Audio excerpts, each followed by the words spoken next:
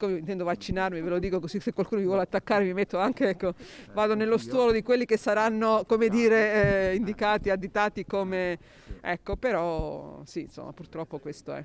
Così il prefetto di Treviso, Maria Rosaria Lagana, ha risposto a chi si è scagliato contro il vescovo Tomasi per le sue posizioni rispetto ai vaccini. I social hanno questa potenza di fuoco positivo o negativa secondo di come si usa.